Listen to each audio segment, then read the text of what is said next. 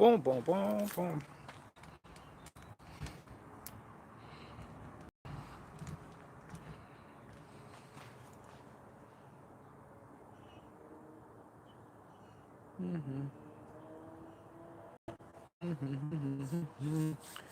Good afternoon. This is going to be a real short one. We're just mainly going to touch on some of the highlights from the video from yesterday, and then, oh my goodness, sorry about this, guys. What's up, guys? Hey, Frankie.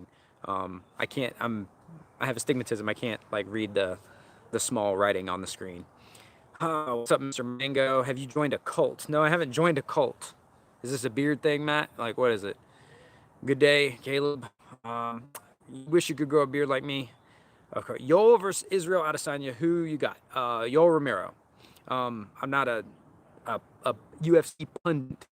I think that he's just going to be too, like, I think he's going to be too strong and too just, and not really care about all of Adesanya's antics. It's a seminar scheduled for 2020. The only one we've got booked in stone is this Saturday. We're having a sidekick seminar with Sensei Seth here at Arkham Training. I'm looking at being in Mississippi in the next couple months, hopefully maybe getting to Texas or New York this year. Still trying to get that off the ground. I don't want to be premature and start booking stuff and the infrastructure is not really in place. What if I was going to start training martial arts? Which should I start with? My standard answer, it says the Asian. My standard answer is boxing. I think you can't go wrong starting with boxing. Anyone can do it. It's relatively low impact. I know that sounds funny, but it's low impact for the training methodologies go, and it's not required that you have contact early to get better at it. What do you think about a fighter named Krokop? Krokop is amazing. Krokop. What kind of question is that? He's amazing. He's a legend. He's awesome. Hall of Famer material. Is he in the Hall of Fame? He's got to be in some kind of Hall of Fame. I'm not sure. The Krokop's the shit. Like, that's a silly question. How do you think Wing Chun can work in MMA or combined with combat sports? Actually, we've been working on a lot of like the hand trapping and pairing stuff, and I'm putting together my opinion on it soon. There's going to be some, if you guys seen, I do a lot of this stuff in sparring. I'm going to explain soon why it has limited application, why that changes once a real fight happens. How come you can drill it? How come you can even spar with it and have a lot of success? But in a real fight, how come it doesn't materialize as often as you would think? What's a good way to stay in shape for folk style wrestling if you do Greco in the off season? Well, the best way to stay in shape for a combat sport is to do that combat sport. You want to replicate, but if for your like conditioning training, try to replicate what kind of intensity you use for your sport. So like if in football, you like, what do you like? You're bursting for like 5 or 6 seconds at a time. Yeah, maybe you should train 20-second intervals. For me, training for like 2 or 3 minute rounds, I try to train like 5-minute rounds. Some people, like George St. Pierre, famously, he just trained, he did 5-minute rounds because that's how he fought, and he always gave 100% for those 5-minute rounds, and that's how he got by. High kicks in a freaking street fight. I mean, if you're good enough to land high kicks in a street fight, you should also be smart enough and gentlemanly enough to avoid them. I have a slightly different philosophy on combat. Any plans on going back to Street Beast one last time? No, not really. I don't have anything against Street Beast, but it's not. They've grown as an organization. I was glad to be part of it early, and the quality of their, what they're doing there is like just increased every year and got better, better, better. I'm still very much a friend with Scarface, and will contribute to that community and be part of that community. But I don't think I'll ever fight there again. Have you ever been in a street fight situation? Yes. Well, it depends on what you call a street fight. Like fighting people over ego in the street, yes. Violent altercations that involved, violent altercations outside of sports, yes. So, I'm a police officer for a long time. I've worked in bars and nightclubs and stuff like that too. So yeah. No, I'm just making all that shit up. First Muay Thai class tonight. Any tips? Just go and have fun, man. Don't expect to be any good. If you like lower, disappointment is when expectations meet reality. So just go with an empty cup and just hear everything they're saying. Listen, pay attention to what everyone's doing, do what everyone else is doing, and you'll be fine. Just have a good time. Are you still going to the cardio kickboxing video? Tyler Marson, I don't know what you mean. I'm not sure. Why are you such a badass? Well, you guys are going to see probably on Sunday that I'm not very much of a badass. I battled with like how I would post the video of this kickboxing match I had, and I'm just going to post it start to finish. You guys will see it on Sunday. I thought about like cutting it or just doing highlights or just doing a vlog on it, but then people accuse me of like cherry picking like what I'm posting. So I'm just going to post it start to finish. I think I'm going to add commentary because that generally performs a little better when there's commentary. But Sunday I'm going to post me basically getting my ass kicked. Would you ever cross train with a capoeira? Yeah. So yeah, I love capoeira. I've always wanted to do it. I had a DVD on it, and I couldn't get through the warm up. It was like so hard. Like my legs were burning. But I'm looking to get past weekend. It's because I was out of shape. Not take away from my opponent. He was very good and very composed, and he made like smart adjustments after the first round, which I was surprised by. But I was so out of shape, and I thought I was in good shape because generally in sparring and the other coach here was like talking about my diet a couple months ago, and I was like, I don't need to go on a diet, man. I said, bring a dude in here that can outgas me, and I'll stop eating McDonald's. And they were like, oh, touche. I guess you got a point. You do got a good gas tank. But then when there was some pressure applied to me, gas tank quickly dwindled. So I'm gonna have to make some adjustments there. Now, we're going to be, after this, real quick, I don't have to go anywhere right now, but there's a link to my Instagram down below. It's at IcyMikeP.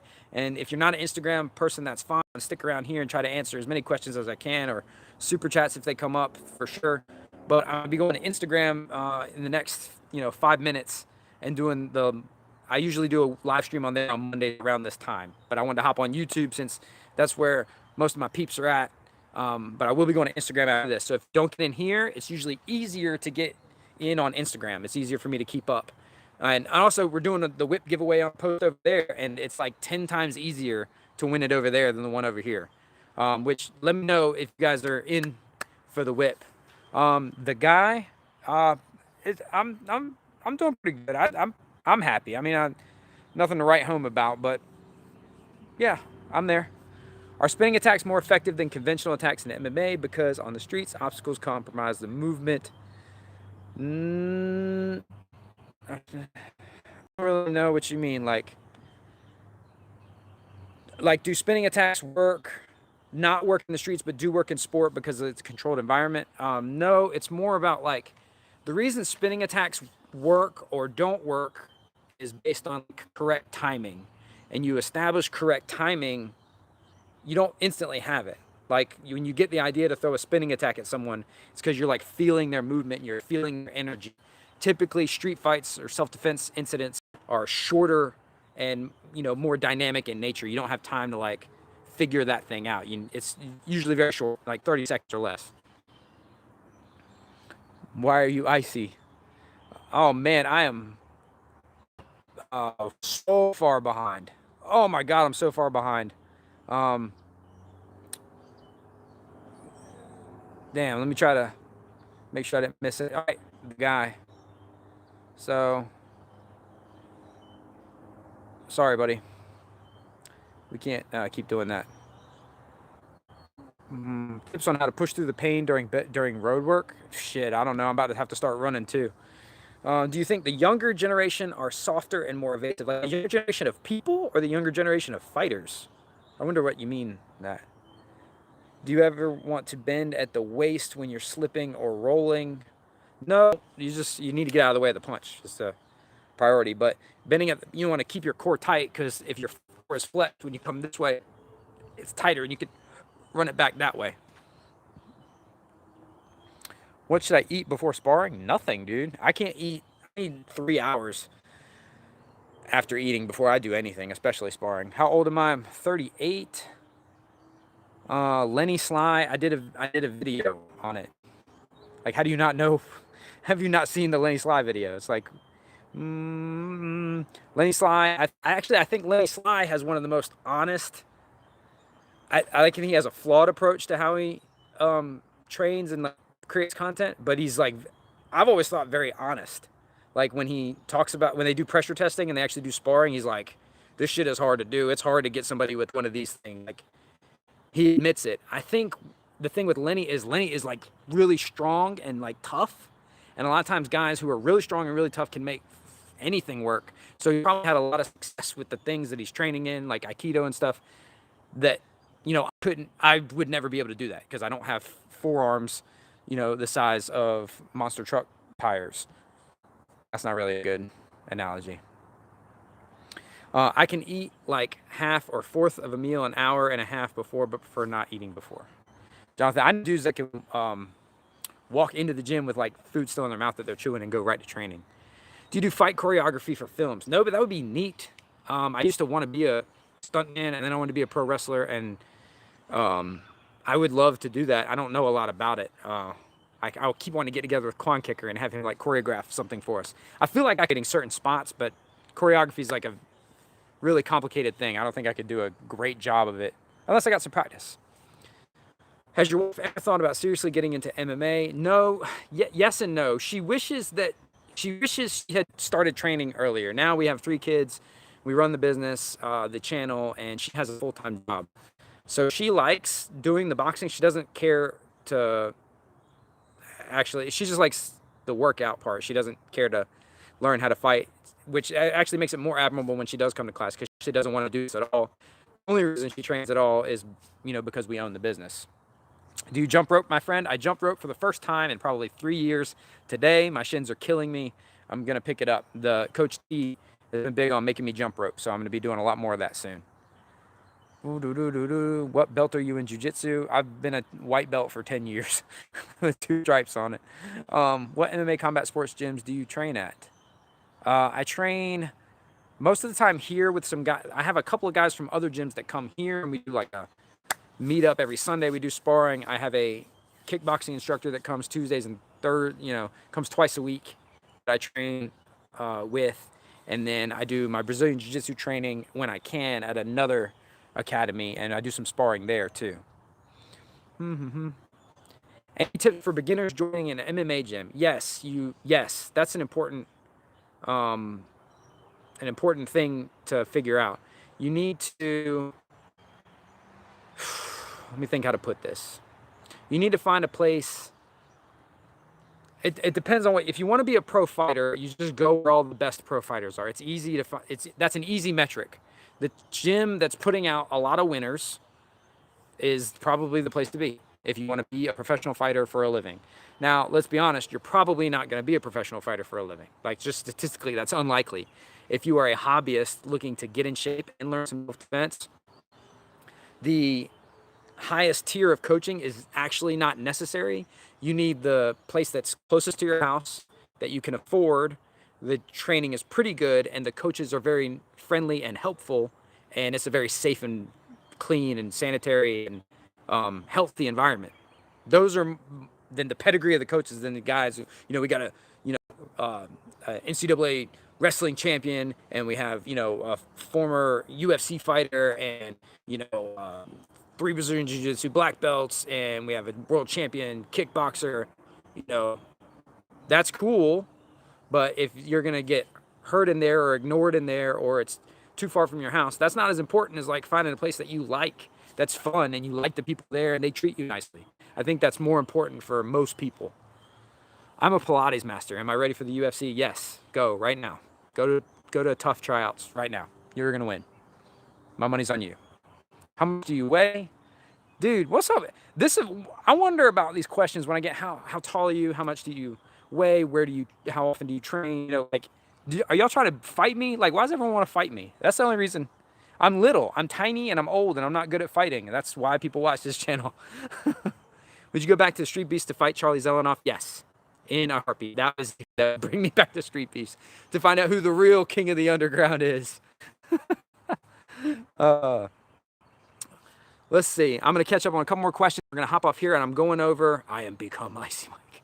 2 days training a week. No. I train probably 5 or 6 days a week. The question comes here twice a week.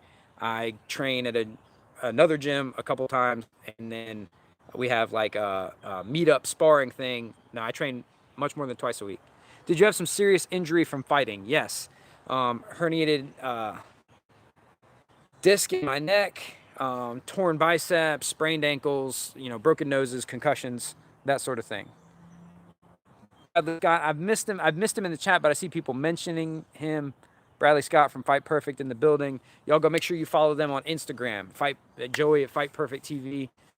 And go follow Bradley Scott's putting together a new channel on YouTube. So make sure you seek out those Fight Perfect guys and try to help them, build their following back up. They were rocking and rolling pretty good. Ran afoul of the community guidelines and were shut down. But give them another opportunity. You need to go find those guys. They're fun, genuine guys, and they deserve, people's time and attention. But we're gonna hop off here. Let's see. I like to know how to defend myself, but fighting is kind of nuts. Haha. Perhaps a hike. Thoughts, brass knuckles. I need to get a pair of brass knuckles. I need to go get a pair. Thoughts, brass knuckles. I need to get a pair of brass knuckles. I need to go get a pair of brass knuckles to do that video. I've never been a fan of them, but I've also never really used them. I want to get a pair and like hit a bunch of shit with them. It just seems like it would hurt. Seems like it would hurt your hand. But we're going to Instagram. I'm hopping off of here. I'm going over to Instagram Live, like literally right now. So make sure you go down right now. Go to the link in the comments below. Instagram at IcyMikeP. Or go over to your Instagram app and go to IcyMikeP. I'm going live in like 30 seconds. Thank you guys so much. And if you real quick, Frankie Edgar. Yeah, Frankie Edgar. All right, bye.